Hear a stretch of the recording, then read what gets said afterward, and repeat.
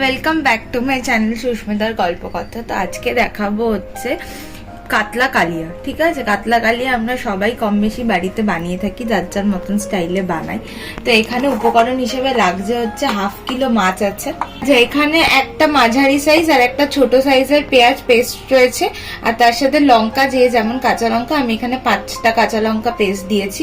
ঠিক আছে, তোমরা যে যেমন ঝাল খাবে সে তেমন ভাবে সেই অনুযায়ী লঙ্কা দেবে। এখানে হচ্ছে তোমার আদা রসুনের পেস্ট আছে 2 চামচ মতন।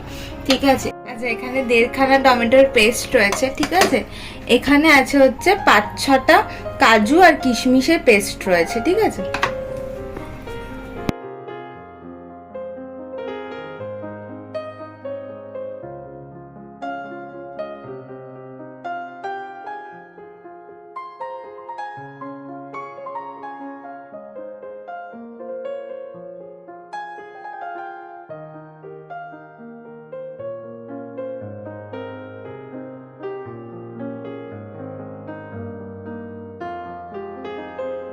এখানে দেব হচ্ছে সর্ষের তেল। ঠিক আছে, এখানে মোটামুটি 3 টেবিল চামচের মতন আমি সর্ষের তেল দিয়ে মাছগুলো ভেজে নেব।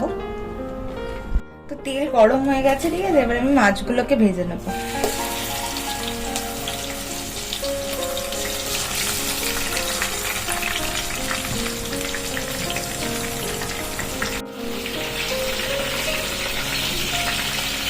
এটা একটু ভাজা হোক। ঠিক আছে, খুব কড়াও ভাজবো না, আবার খুব হালকাও ভাজবো না। ঠিক আছে, মিডিয়াম আছে, মানে মিডিয়াম ভাবে ভাজবো।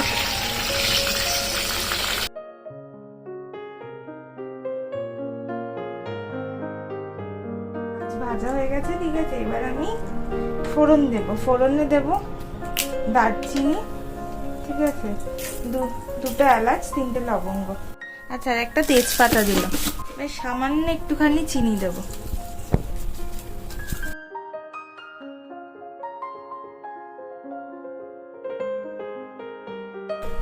আচ্ছা এবার দেবো হচ্ছে এই যে পেঁয়াজ বাটাটা রয়েছে, পেঁয়াজ আর লঙ্কা বাটা, সেটা দিয়ে দেবো।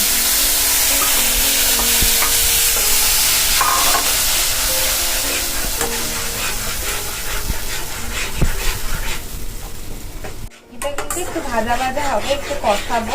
ঠিক আছে, তারপরে কিন্তু আদা রসুনের পেস্ট দেবো, কারণ যে কাঁচা গন্ধটা থাকবে, নাহলে কিন্তু সেটা থাকবে যদি আমি ভালো করে যদি মশলাটা না কষাই। এবার দেখো কালারটা একটু একটু করে চেঞ্জ হচ্ছে। এবার আমি আদা রসুনের পেস্টটা দিয়ে দেবো। এটাও কিন্তু ভালো করে কিন্তু ভাজতে হবে।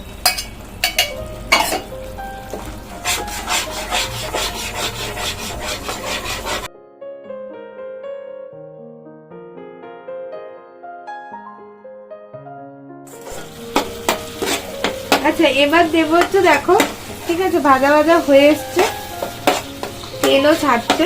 এবার আমি দেবো হচ্ছে টমেটোর যেটা পেস্ট করেছি সেটা।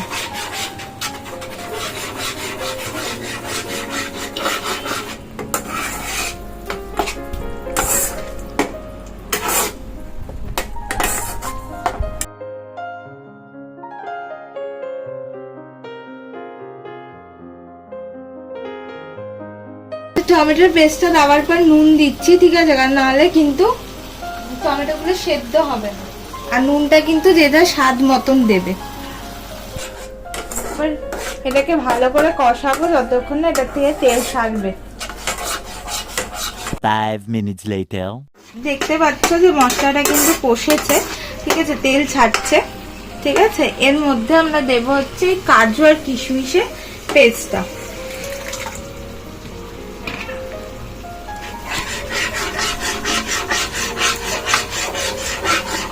যখন ভালো করে কুক হবে তারপরে আমরা সমস্ত গুঁড়ো মশলাগুলো অ্যাড করব। গুঁড়ো মশলাগুলো দেব, হলুদ গুঁড়ো দেব, দেব হচ্ছে লঙ্কার গুঁড়ো। ঠিক আছে, লঙ্কার গুঁড়োটা কিন্তু যে যেমন ঝাল খাও সেই অনুযায়ী কিন্তু দেবে। 1 চামচ হচ্ছে জিরের গুঁড়ো, 1 চামচ ধনে গুঁড়ো, দেব হচ্ছে কাশ্মীরি লঙ্কার গুঁড়ো। ঠিক আছে, কাশ্মীরি লঙ্কার গুঁড়োটা কিন্তু শুধুমাত্র কালারের জন্য। আচ্ছা দেখতে পাচ্ছ কালিয়ার কালারটা কেমন এসছে, বেশ লাল লাল একটা।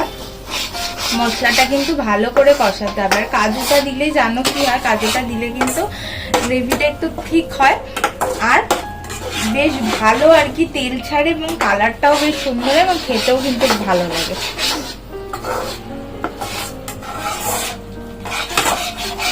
আচ্ছা, তেল অলমোস্ট ছেড়ে দিয়েছে, কারণ কড়ার গা থেকে কিন্তু গ্রেভিটা কিন্তু এরকম ভাবে ছেড়ে যাচ্ছে। এই সময় কিন্তু আমি দেব জল।